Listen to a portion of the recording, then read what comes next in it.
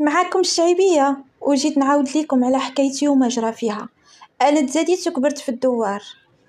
كبرت في واحد العائلة اللي على قد الحال، الحمد لله. ما عندناش وما خاصناش، كنا كنخدمو مع الناس. لا انا ولا خوتي، با وامي. مهم من اللي نهار حلينا عينينا وولينا كنعرفو، تبعنا الحرفة ديال والدينا. با وامي كانوا كيخدموا في الفيرمات باش كيجيبوا الماكله وداكشي اللي كيتخصنا، وعاد فوق هادشي الخلاص اللي كيخلصونا. حتى واحد فينا ما كان قرا صراحه. الابتدائي كانت مدرسه غير قريبه علينا، بالحق العام الاول الثاني صافي كنا خرجنا. حتى واحد فينا ما كانت عنده الرغبه في القرايه اصلا، وعاد زيدها الامكانيات اللي ما كانوش داكشي اللي كيجي يلا كنقدروا نوفروا به. هذاك الشيء اللي ناقصنا في الدار، السكر، اتاي، الزيت. ايوا مهم كنا ضاربين تماره ومضاربين مع الوقت. نتوما عارفين التماره ديال العروبيه ماشي هي المدينه، راه خصك تسقي، والما كان عندنا البير بعيد، راه خصك ساعتين ديال الطريق.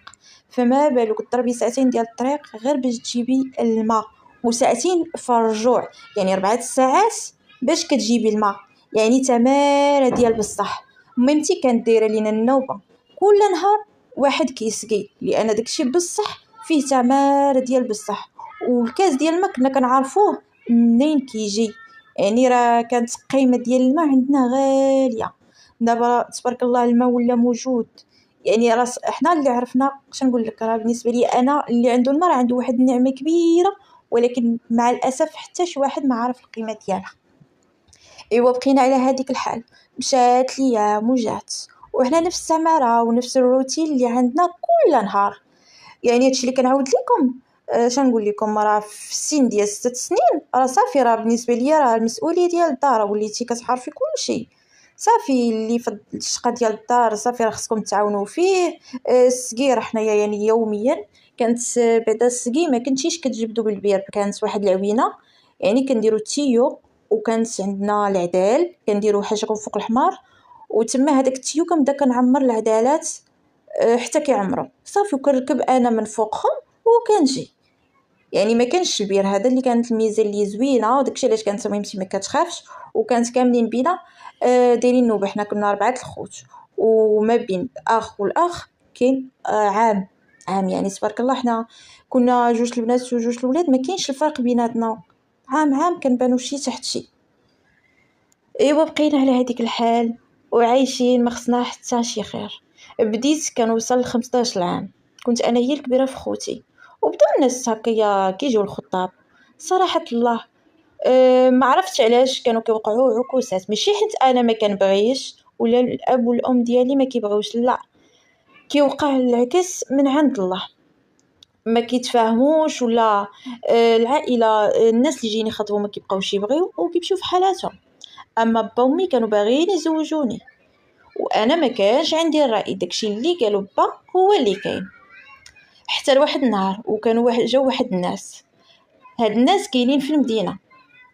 ايوا تماك ختكم كانت طايره بالفرحه، حيت ما عمر التماره ديال المدينه غتوصل للعروبيه حتى في الربع ديالها. كنت كنقول الحمد لله على الاقل تنا غير من هذاك التماره، وخصوصا الماء.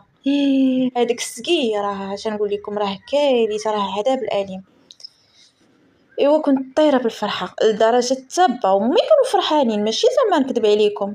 هاد الناس كانوا عندهم عائلتهم تماك في العروبيه، وجاو قالوا لهم بغينا زعما شي بنت تكون بنت العروبيه درويشه وصافي. كانوا كيقلبوا على شي ناس دراوش، وانا با ومي راه كانوا دراوش لاقصى درجه. راه ما كيهضروش، تخيلوا معايا كيسمحوا في حقهم باش كيتفاداو المشاكل. يعني معروفين في الدوار كامل انهم حنا اقل ناس دراوش، وكنسمحوا في حقنا بزاف. ايوا قلتي داكشي علاش كانت كتقلب. الناس اللي ما كيهضروا ما كيتكلموا، الناس اللي دراوش ويسمحوا في حقهم وضربهم ويسكتوا. ايوا تفاهمنا وتوكلنا على الله وتيسرات الامور. على مالي انا سولت على العريس فاش خدام ولا كيفاش داير، والو. المهم هو انه ساكن في المدينه. توكلنا على الله وتيسرات الامور، وربي سهل من عنده، ما نكذب عليكم. انا الراجل راه ما جا حتى كنا غنديروا الخطوبه الكبيره اللي فيها العائله. تما عاد انا شفت هذا الراجل اللي غنتزوج بيه، هو سبق ليه شافني ملي كان كيجي عند عائلته الله اعلم. المهم ما كنتش عرفت كيفاش، ولكن من بعد اكتشفت انه ولد مو، واللي قالتها ليه مو هي اللي كاينه، وهو ما عنده راي. داكشي علاش اصلا ما سولش على العروسه لا كيف دايره ولا جا شافني والو. ايوا مشيت وختكم فرحانه وما على بالهاش، وما عندي سوق اصلا حتى في العريس واش باغيني ولا ما باغينيش. مشيت للمدينه فرحانه غنسكن مع عكوزتي، وهادشي انا كنت على علم به، والدي حتى هما في خبارهم، وما كانش عندي غرامه المشكل. المهم غنسكن في المدينه وغنبعد من هذيك التماره. ايوا اش نقول لكم، كانت عندهم واحد الدار في بروميال. دار زوينه صراحه كبيره، فيها صاله جوج صالات، يعني صاله كبيره وقدامها واحد صاله صغيره بجوج بيهم مفرشين. وكاين بيت نعاس ديال مو ديال عكوزتي باه متوفي، وبيت نعاس يعني ديالي اللي هو ديال راجلي. فقط هادشي اللي كاين في الدار. كاينه واحد لوستي مزوجه وبعيده، هذيك كتجي مره في العام، بحكم ساكنه في مدينه بعيده وراجلها شويه صعيب. يعني ما كانش عندي مشكل، كنقولها العجوزه والراجل صافي تمام انا ندردك عليها، ما كانش عندي مشكل. تخيلوا معايا راسيق الدار ونصبن ونطيب ونعجن وانا فرحانه، ماشي زعما نتشكى ولا لا صراحه الله. ايوا مشات ليام وجات ليام، وصراحه واخا كانت عجوزتي صعيبه ما كانش عندي فيها المشكل. كان كيجيبها نفيق في 6 الصباح نعجن ونطيب الخبز سخون ولا نطيب هكا الرغايف، يعني على اساس باش يفيق راجلي وتفيق هي يلقاو الخبز سخون. المهم داكشي باش غيفطروا واجد وسخون ماشي ديال البارح. وانا ما كانش عندي مشكل، كنت كنفيق بكري ونوجد لهم الفطور على حق وطريقه. الغدا داكشي اللي كتقول لي العجوزه كنوجدو. المهم العجوزه هي الري وهي الشوار في هذيك الدار، اما الراجل ما كيهضر ما تكلم. ولا قلت لي شي حاجه كيقول لي تشاوري مع امي ولا خدي مع عند امي ولا ديري. ايوا دازت المده ديال عام، هذيك العام دازت عليا شنقول لكم صعيبه شويه من الناحيه ديال الاولاد، حيت عجوزتي ولات كتهزني وتحطني العاقره وعلاش ما ولدتيش، وبنتي انا راه في الزوجات الشهر الاول خرجت حامله وانتي مالك تعطلتي. ايوا المهم انا كنت صابره وما عمري دويت ولا تشكيت، كنقول نهار ربي غيسهل ليا وراه غادي يسهل. ايوا دازت عام لقيت راسي حامله، كانت عكوزتي والراجل طايرين بالفرحه. ايوا اختكم الحمد لله، ايوا بعدا ربي سهل ليا وحملت. ما بقاش عندي هذاك المشكل ديال العاقره. حمدت ربي وشكرته. ووالديا كنشوفهم من العيد الكبير العيد الكبير، كدوز يومين فاش كنعيدو كنهبطوا هذاك النهار الثالث كنبات مع والديا، والغد كيجيبني الراجل. هذا هو السيستم من نهار زعما يعني تزوجت. النهار اللي غيجيبوني قالوها لي، قالوا زعما داركم راه صبت لهم في العيد الكبير تشوفهم وطلع. ايوا ما عندنا مشكل في هذا الشيء. ايوا المشكل هو النهار غادي نكتشفوا انني عندي بنيته حامله ببنيته. ايوا العجوزه كحلت بالعمى والظلمه وقالت لك انا خصني الولد ما خصنيش البنت. تخيلوا ما خلاتش الراجل فين يدار، هضرات هي.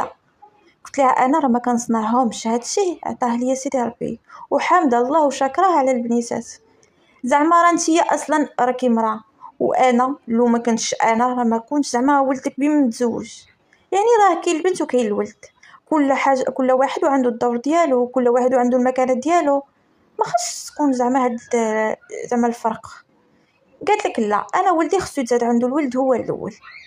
الولد هو اللي كيلقاه في كتافو، الراجل فاش كيكبر كيلقى ولدو اللي خدام عليه. اما البنت كتزوج وكدير دارها وكتمشي عند دار ناسها، ما كنستافدوا منها حتى حنا حتى شي حاجه. شوفي دابا بنتي راه هي تزوجات كتجي عندي مره في العام، علاش كون لقيت حدايا ولدي. ايوا تماك ولات كتعيط ليا. شنقول لكم المعيار صباح وعشيه حيت انا ولدت البنت، الراجل خلاص. ايوا تما قالت لي ما غديريش الفانيت وغدوز 40 يوم على الولاده ديالي عاودت حملت. صافي كان الفرق ما بين بنتي والحماله الثانيه 40 يوم. ايوا عاود ثاني حملت درت لهم خاطرها وعاود ثاني حملت ببنيته. ايوا تشوفوا الصعوبات والمشاكل اللي بداو عندي. وتما العجوزه بدات كتقول راجل هاد المراه كتولد غير البنات وما بقى عندك ما دير بها، خصك تشوف شي وليدي شي مراه وحده اخرى اللي تولد لك الولد. ايوا انا خصكم كانت غير ساكته وكنت بصح درويشه وما كنهضر ما نتكلم ونسمح في حقي. الوالدين اللي غنتشكى ليهم ناس دراوش لاقصى درجه، وانا عارفه راسي ما عندهم ما يديروا وما يقدوش على هاد العجوزه ولا حتى الراجل اللي سابع امه واللي قال لها امي اللي قلتي هي اللي غتكون. ايوا عاوتاني العجوزه قصدات الدوار وبدات كتقلب. علاش كتقلب؟ على مالها كتمشي للدار الكبيره والناس اللي هما زعما مجهدين؟ لا لا لا لا، كتقلب على الدار اللي كيسكنوا ناسها دراوش، كتسول عليهم يعني الاب والام ما كيهضروش. ايوا مشات وخطبات ليه المراه. ايوا انا اختكم قلت اش غندير؟ ما عند الميت ما يدير قدام غساله، غنصبر على ود بنياتي فين غنمشي؟ واختكم ما قاريه، ما سبق لي خدامت ما كنعرف فين نمشي ولا نجي. قلت على ود بنياتي غنصبر، مادام واكله وشاربه وبناتي واكلين وشاربين غنصبر. بغا يتزوج راه الطريق ماشي مشكل. ايوا مشات وجابت ليه لاله العروسه وطيح لها العقد وعادي. خدتكم جمعت بالي السي وخرجت حيت خاصني نخوي البيت نعاس العروسه الجديده. قلت ماشي مشكل. وليت كنجلس في هذيك الصاله الصغيره انا وبنياتي، وبنتي راه باقا صغيره راه ينفع عرفوها. بنت الثانيه صافي مشات كتقلب لي، راه بنتي راه باقا تنقول لكم شهرين ما كاملاش كان جاب هو العروسه. قلت ماشي مشكل. وليت خصكم كتوجد الفطور في الوقت كيف ما كنفيق بكري، كنعجن الخبز نعجن هكا معايا الرغيفات. ايوا كيف ما كتفيق لاله العروسه كتلقاني موجده الفطور وجامعه الدار وكلشي متول في بلاصتو. ايوا داكشي لقات داكشي اللي بغات وهما مفشينها ومدلعينها، دايرين على اساسيه لاله غتولد ليهم الولد. ومنعاتها العجوزه من الفانيت، قالت لها خصها انها تحمل. ايوا قلت خليها ماشي مشكل، الله اللي كيخلق الولد ولا البنت انا ما بديش، يعني داكشي عطاني الله. دبر راسهم. كنت كنتفادى المشاكل والحاجه اللي غتغوت عليها العجوزه ولا الراجل ما كنديرهاش. كنقول المهم شاري لي كوش لبناتي واكلين شاربين مستورين صافي، ما عنديش فين نخرج. ولكن خصكم تما بديت كنخدم كيد النساء ديال بصح. عرفت راسي اليوم ولا غدا الا قالت العجوزه الراجل جري عليها وخرجها الزنقه يخرجني، ما عندهاش غرامه المشكل. والفكره ديال انها باغا الولد معميه لها عينيها، عميا لها عينيها.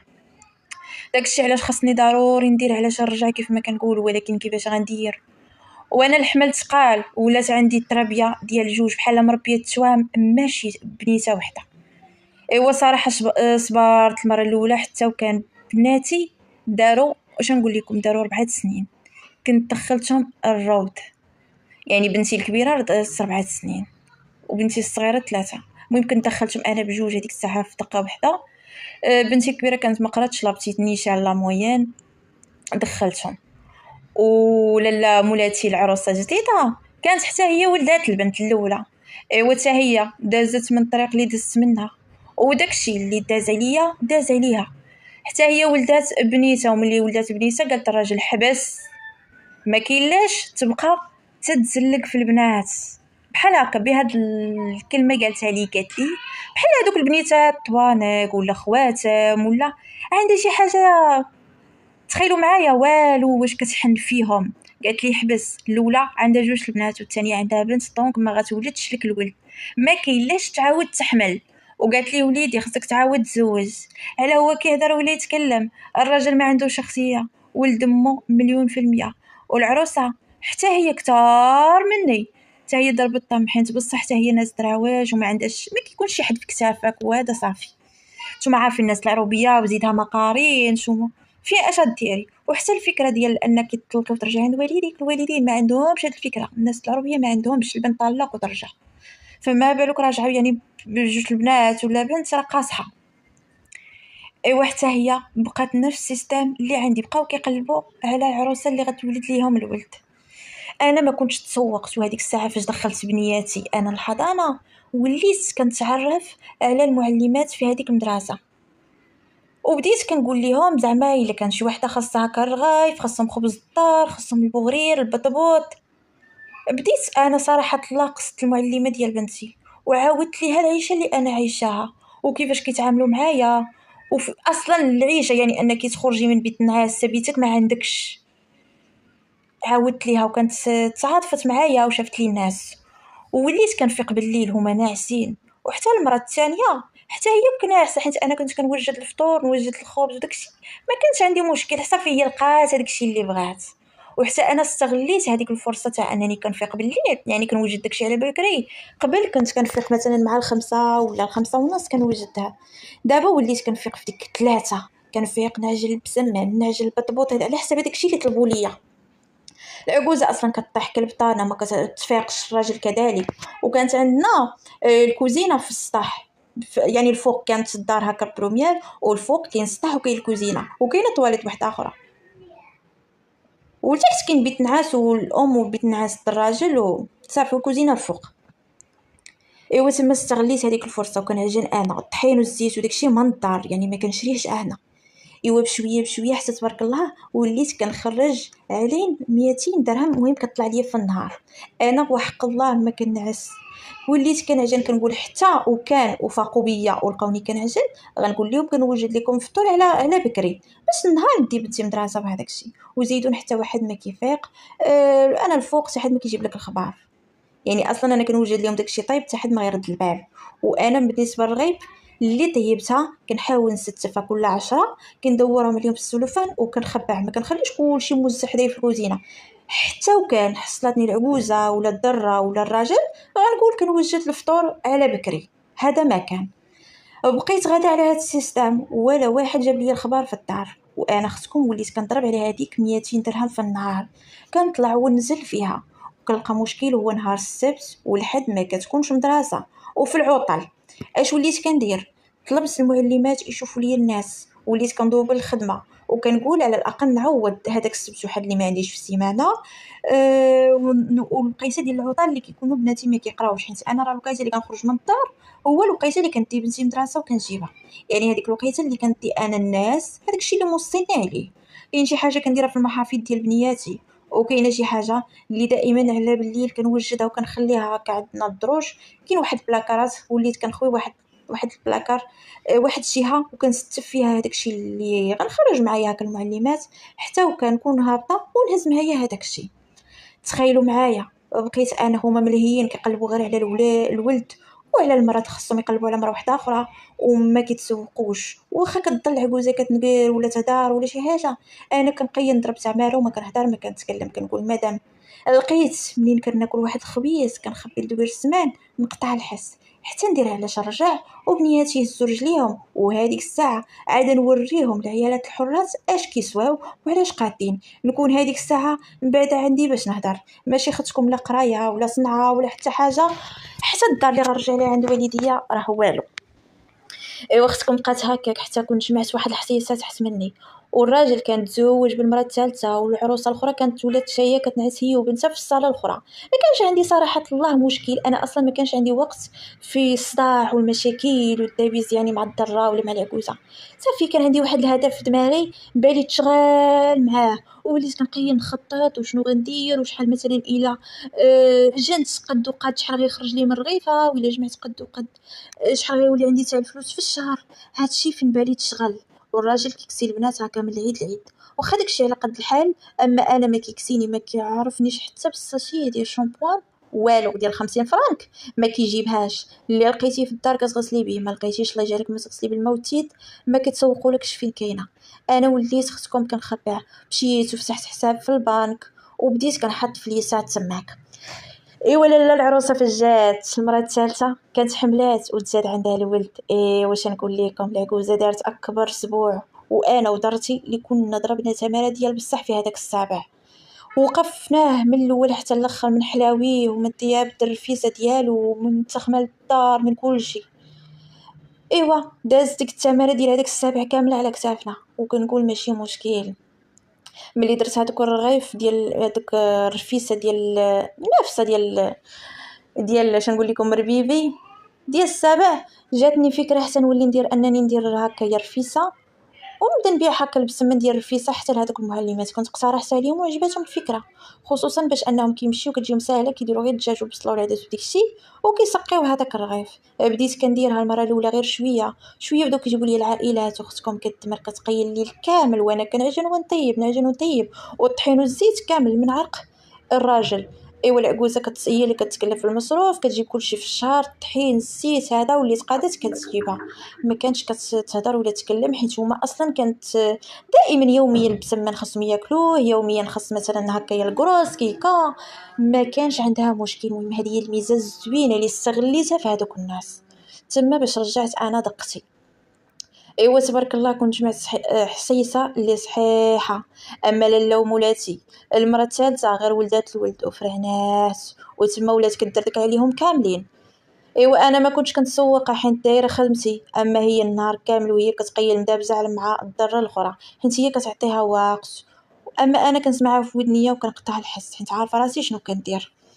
اما العجوزه ولات كتقول لها جلسي وسكتي ما تهضري ما تكلمي، وولات الدره هي اللي كتوي وهي اللي كتحكم وفي الداخله وفي الخارجه وفي مصروف الدار وفي الراجل كامل مكمول. صافي ها الولد ها هي ولداتو والوريث اللي كيقلبوا عليه واخا ما كاين ما يورث غير هذيك الدويره.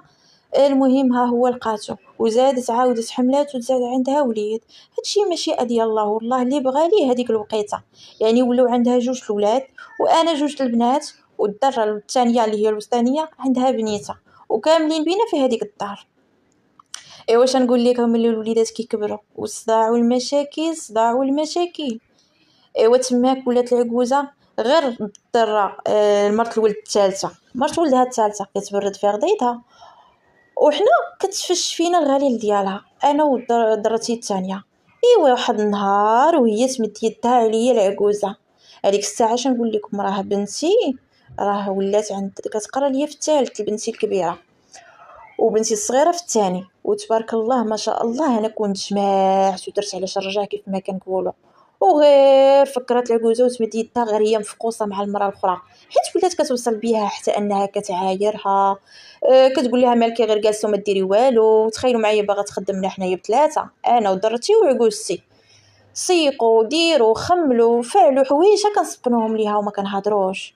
ايوا العجوزه طلع ليها الدم واحد النهار تعصبات وبردات الغليل ديالها فيا، مدات يدها ونشفاتني وضرباتني وتما شمرت على دراوعي.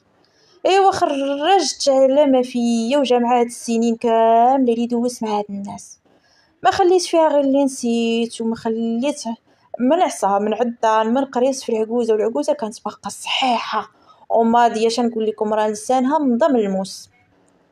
تما غير ضرباتني ونشفاتني وانا نبريها، انا كنت غير ساكته ودرويشه ماشي حيت ما قاداش عليها، ولكن اخلاقي وتربيتي وكيف ما تربيت انني كنسمح في حقي ونسمع ونسكت هادشي ولفت عليه. ولكن ماشي حتى لهاد الدرجه ماشي حتى لهاد الدرجه. تما عطيتها على الدور ووريته وقلت لها الا كيصحاب لك راني باقا ديك الشعيبيه اللي جبتي من دارنا النهار الاول راكي غالطه، راني تربيت على يدك، راني زعما وليت صافي وليت بحالي بحالها، راني سنين وانا معاهم. ايوا تماك العجوزه وهي تقول لي عمرك ما تفكري تسكني في هاد الدار والباب يا الحباب، دابا غادا تخرجي للزنقه نتيا وبناتك، حيت هي اصلا بناتي ما كانتش كترحمهم ولا كتعقل جا الراجل ناضت الحيحه صداع المشاكل. قالت لي مرتك هي اللي ما تبقاش هي اللي تخرج عليا. هو بلا حياء بلا حشمه قال لي غتجمعي حوايجك وغتهزي بناتك وغتزيدي لدارك. قلت لي اسمعني نقول لك غنمشي لدارنا ولكن بعزي وبشاني، ما جيتيش نهار الاول ولقيتيني في الزنقه راك جبتيني من دارنا، غادي تمشي وغادي تطلقني وغتعطيني جميع الحقوق ديالي والنفقه ديال بناتك اللي غتعطيها لي المحكمه غتعطيها لي. قال لي ما غاديش دي الدرهم ما غاديش ديها. قلت لي واخا ونشوفوا هذيك الساعه شكون اللي غادي يغلب. هذيك الساعه كيف ما خرجت مشيت كنجري وديكلاريت بيه وقلت ليهم سلخوني وضربوني، وكنت اصلا انا مضروبه حيت كيف ما قلت لكم العكوزه كانت ضرباتني وضربت انا وياها ديال بصح وباقي فيا الاثار حيت راه ماشي الضرب ديال شويه. قلت لهم الراجل سلخني والعجوزه عاونات ولدها وجروا عليا انا وبناتي للزنقه وانا ما عندي فين نمشي وانا وبديت كنبكي وديكلاريت بيه درت بيه الشكايه. وهذيك الساعه انا مشيت شفت اقرب سمسار وقلت له خصني شي دار الرهينه. لقيت واحد الدار شنقول لكم فيها بيت وكويزينه وواحد السيجور دايرين 2 المليون يعني الرهينه ديالهم، وغنخلص 200 درهم كل شهر. عجباتني كنت مشيت ورهنتها وكانوا بقاو عندي شي فلوس واحد اخرين، وهما اللي كنت غنستثمرهم باش انني نخدم وندير واحد المشروع باش ناكل انا ووليداتي. المهم هذيك الساعه انا كنت مقيده براسي، قاده نهز بناتي وراسي ونعيش مخيره، حيت كنت جمعت فليسات ديال بصح. كنت رهات وهما كانوا كيسحاب ليهم انني غير غنخرج غنتلاح الزنقه ولا غنتم غادي كندمع عند با امي العروبيه للدوار. ولكن ما كانوش عرفوا راسهم ام عامن، وكنت مشيت درت محامي وخلصته باش يوقف ليا على القضيه ويوريني منين ندخل ومنين نخرج وشنو ندير. ايوا السيد فاش كنمشي المحكمه كنقول لهم انا ما باغاش نطلق، وانا حاليا غير جالسه واحد السيده دايره فيا الخير، حيت هما جراو عليا من الدار. الا بغيت يطلقني زعما يعطيني حقوقي، حيت فاش كتقولي انت ما باغاش تطلقي وباغا تبقي في دارك وهو الا كان باغي يطلق صافي كيعطيك جميع حقوقك. ايوا العجوزه قالت لي هي اللي ما تدخلش عليا وعمرها ما تدخل عليا، وكان راجل بز منه كان خصو يخلص هذيك الفلوس والنفقه. ايوا هو اصلا ما كانش عنده، راه كان خدام اللي كيجيبو زعما في الشهر كان كيطرطق علينا في المصاريف ديال تبارك الله. العيالات 3 كنا والوليدات 5، راه ماشي بالساهل. واخا كانت عنده الدار يعني ما كانش عنده الكرا، ولكن العروسه الثالثه كانت غير كتنتف والشطيط واللبس، ما كانش ما اصلا حتى واحد ما بقى كيقد عليها ولات مجهده. ايوا كنت ما تسوقت ليش، هو كان هز الكريدي باش خلص ليا الفلوس اللي خرجت ليا المحكمه والنفقه ديال وليداتو، غير كتجمع كنمشي عند المحامي وكيدفع. وهو بطبيعه الحال ما يقدرش يدخل الحبس حيت غيخسر الخدمه ديالو، كان كيخلصها ليا وكنخليها حتى كتجمع وكنشدها. واخا قليله بالنسبه للبنيتات ولكن الحمد لله كنجمعها هكاك كتجيني الخير والبركه، واخا انا ما محتاجاهاش ولكن كنخرجها منه.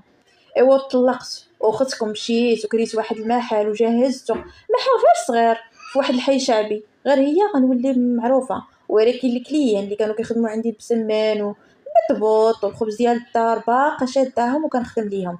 غير دابا المحل زادني كليان على كليان، وليت تبارك الله خدامه مزيان.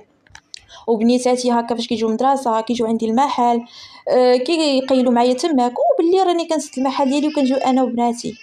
وغادا شهر من مورا شهر كتزاد الخدمه حتى دخلت معايا واحد السيده ووليت خدامه، ما بقيتش اصلا سولت في الراجل ولا عرفتو فين كاين حتى. وكان كنحسب ديك النفقه تجمعات ليا شي حسيسه اللي كبيره، وكنمشي عاوتاني انني نشوف محامي وهو اللي كيتكلف لي بهذا الشيء باش نفقتي ناخذها، حيت الراجل كان كاموني الا ما دخلتش المحكمه وهذا ما كانش كيعطيني النفقه في الوقت ديالي.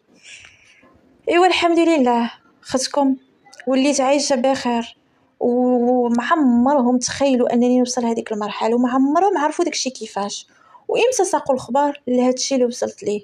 من مورا فاش دازت المده ديال 3 سنين من مورا الطلاق ديالي كانوا مشاو للدوار، وتما كانوا عرفوني انني ما مشيتش لدارنا، ومن تما عاد كانوا عرفوا انني بصح خدمت في المدينه، وبقاو كيسولوا حتى عرفوا المحل ديالي. لدرجه الراجل تفاجأ والعجوزه تفاجأت، خلاها من اين لك هذا. ايوا العجوزه كتقول لي ايوا شفتي يا وليدي الفلوس اللي عطاتها المحكمه راه بيهم دارت هذا المشروع. كاع ما كانوا عرفوا راني كنت ساكنه معاهم وخدامه في المشروع، وكنقيل الليل كامل وانا كنعجن وندلك ونطيب نعجن وندلك ونطيب. ايوا خليهم ماشي معايا بالتحراميات والغدر، ولكن ربي كبير وكيعوض. الحمد لله ربي سهل عليا، ودابا انا عايشه بخير انا وبنياتي، وحتى بنياتي كنت دخلتهم المدرسه ديال الفلوس الحمد لله ولات عندي الامكانيات. واختكم رجعت كنلبس ونتقاد الصالون اللي عمري مشيت له، وليت اختكم حتى انا كنمشي للصالون ونتقاد ونلبس. وانتم عارفين الفلوس واحتكاك بالناس اللي هما شويه راقيين راه اكيد كتعلمي بزاف د الحوايج. راه ما جات لا بقرايه ولا بحتى شي حاجه، خاص غير المراه تكون بصح قاده قاده ضرب تمارا وعندها الدراع والله تترجع. وداكشي اللي ديرو ما ديروش وحده اللي قاريه. الصالير اللي وليت كندخلو انا في شهريا والله ما دخلو وحده اللي قاريه واصله، ولا واحد الصالير الحمد لله. الحمد لله جمعت خديت واحد الدويره على قد الحال هي صغيره ولكن خلصتها طنان وملكي وفي سميتي، تسترت فيها انا وبنياتي. بقيت هذاك الراهن كل عامين كنجدد الكونطرا، كل عامين كنجدد كونطرا وكنجمع حتى وكان قدرت نخلص الدبيره طنين وشريتها، والله الا طايره بالفرحه حيت وصلت لهاد المرحله. داري ملكي ديالي، فيها بيتي، بيت بنياتي، ما كاينش اللي يخرجك ولا يجري عليك ولا يهينك ولا ينقص من بناتي. بناتي ما عندهمش شي حاجه سميتها المحنه جهه جداهم او جهه باهم. صافي كبرت معاهم هذيك الفكره تاع ان الولد هو كل شيء، ان باهم وجداهم باغي الولد، البنت لا شيء، البنت غير زايده، البنت ولات عندهم عقده من هذا الجانب. كيمشيو عند با، كيمشيو عند امي ولات كتجي عندي وبا، وليت كندبر على والديا كنعاونهم. الحمد لله ما خاصني حتى شي خير. وكنقول ما ربانا يكونوا سبب في الخير ليا، حيت لو ما كانش تزوج بيا هاد الراجل ما كنتش غنكون انا هنا في المدينه، كون راني مزوجه في الدوار ومكرفصه. راه بعض المرات كيوقعوا لينا شي حوايج اللي خايبين ولكن كيكونوا فيهم خير لينا. وهذيك الخطوه اللي غديريها انت خايبه تقدر هي تزيدك للقدام ودرجه توصلك لشي حاجه ما احسن. انا اليوم شنقول لكم دابا وحق الله العظيم، باش نقول لكم دابا انا خديت محل واحد اخر، كريتو ما شريتوش، كريتو وحتى هو نفس السيستم اللي ماشي في المحل الاولاني، حتى هو في المحل الثاني وغير قرابين. غير هي تبارك الله ملي تراكمات الخدمه وليو عندنا كليان ولينا كنخدموا الحلوى لي كيك صابلي الغريبات فقاس. يعني يدخلوا معايا الاخوات كل وحده والدومين ديالها وكل وحده والاختصاص ديالها، وما شاء الله ما شاء الله لقاني ربي بعيالات بحالي بحالهم، ظروفهم بحالي بحالهم. انسان كيكافحوا على ود وليداتهم، ضاربين تمار على ود وليداتهم. ما عنديش مشكل معاهم، خواتاتي وكثر من خواتاتي كنحطوا الراس على بعضياتنا وكل وحده معاونين. تقدروا تقولوا لي واللي دايره فيها باترونه او شاف عليهم، ولكن الحمد لله خصكم واخا هكاك باقا كنخدم، باقا كنعجن، باقا كنضرب تماره. داكشي اللي كنت كنصايبو قبل باقا كنصايبو، زعما واخا وصلت لهذا المستوى ولكن باقا كنخدم. في رمضان كنديروا الحريره، نديروا الشباكيه، اي حاجه تقدر توصلني الاحسن كنديرها. ومن المدرسه نتوما عارفين البنيتات بدلوا مدرسه، يعني مدرسه ديال الحضانه بقاو عندي هذوك الكليان. وملي بنتي بدلتها حيت كانت قبل كانت في المخزن، ملي كانت مع باه راه دخلها غير المخزن تاني ولاو عندي هذوك المعلمين. اما انا ملي ولاو عندي شويه الامكانيات ودخلتها البريفي ولاو عندي عاود هذوك المعلمين. يعني غير المره الاولى كيديروا الاشهار كيدقوا الماكله ديالك صافي كيلقاوها زوينه، شوفي خدمي غير بنيتك ونقاو تكون الثقه وداكشي كيف ما غتدخلي انت الكرشك عطيه الناس، يعني يكون نقي يكون بنين يكون مصفيه داكشي منقيه على حقو طريقو صافي. اكيد اللي غدي عندك المره الاولى كوني على يقين مليون في المية كنتاكد منها انها ما غاديش تبدلني. ثقه في خدمتي، كنرد البال البنات اللي كيدخلوا معايا جدادين، كنرد البال الخدمه على اساس تكون نقيه، اللي كنحصل عليها شي حاجه ماشي تلين او الغش هذا ما عندنا ما نديرو بها. والحمد لله لقاني ربي مع ناس في قلبهم الايمان وكيعرفوا ان الخدمه راه خاصها تكون فيها ثقه ونقاو. يعني شي حاجه للانسان كيف ما كندير لداري كندير الناس والكليان ديالي، هذا ما كان لدرجه ولينا كنديروا هكاك بعض المرات.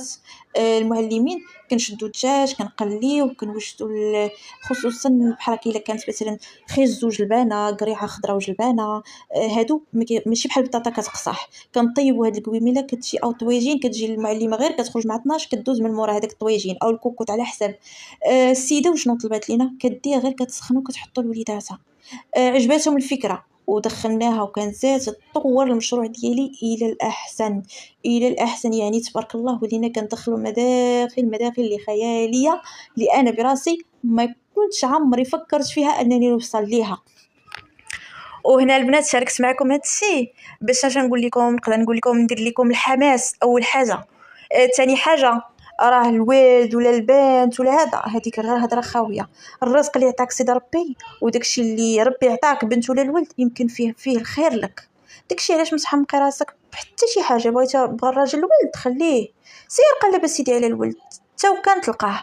المهم تهلاو في داكشي اللي عطاكم سيدي ربي. انا عندي بنيتات حامده ربي وشاكراه، مهديات مرضيات ما كيفوتوش كلمتي، تحسيديه ما كي الحمد لله عطاني ربي سلعه او ذريه اللي صالحه كيف ما كنقولوا الحمد لله. ما الراجل راه خرج ليه هذوك الولاد اش نقول لكم بجوج مبليين، هادشي غير سمعتو من بعيد مؤخرا.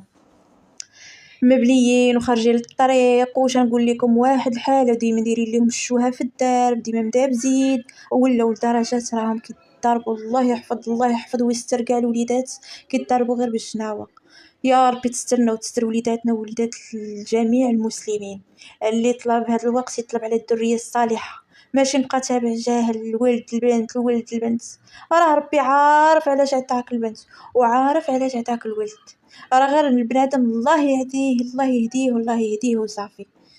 شكرا البنات على حسن الاستماع، وكنتمنى نكون شي شويه دخلت لكم واحد الطاقه الايجابيه، خصوصا البنات اللي ما قاريينش، خصوصا البنات اللي طايحين هكا في شي وضع اللي بحالي، ما عندهمش الوالدين في الكتاف، عائلتهم ناس دراوش، ما قارياش، ما عندك صنعه، ما عندك حتى شي حاجه. ديري في بالك اللي كان عندك الدراع تقدري توصلي، وكيف ما وصلت انا يقدروا يوصلوا بزاف الاخوات. وتمنيت نمد ايدي لبزاف الناس مبتدئات، ولكن ما غنقدرش ندير هذا الشيء لكل شيء. راه اللي جات ها الفرصه ما بين يدي الا وكنعاونها ونوصلها. داكشي علاش البنات غير توقدوا معايا وخدمي عقلك، وعلى حسب الامكانيات والظروف اللي انت عايشه فيها حاولي تستغليها وخدمي يا اختي كيتنسى. وخدمي عقلك والذكاء ديالك باش تقدري توصلي وديري مستقبلك ومستقبل بنياتك، وما تعوليش لا على الراجل ولا على العكوزه ولا على حتى شي واحد يعطيك قيمه ولا يدير لك مستقبلك. اما درتي مسكينه هذيك الثانيه اللي كانت عندها بنيتها درويشه حتى هي اكثر مني، مسكينه راه هزات بنتها ورجعت لدارهم. راها دابا ساكنه في العروبيه هي وبنتها مكرفسه واحد تكرفيسه ديال الدل. هادشي غير وصلني وتمنيت لو تلاقيتها ولا هذا نقترح عليها انها تخدم معايا، ولكن مازال ما جابتش الظروف ونتلاقاها. وشكرا البنات، وسمحوا لي على الصداع في الدار، ولكن راه الدار عامره بالوليدات والعائله. شكرا لكم البنات على حسن الاستماع، وما تبخلوش عليا بلي لايك ديالكم والتعاليق الزوينه بحالكم. مع السلامه.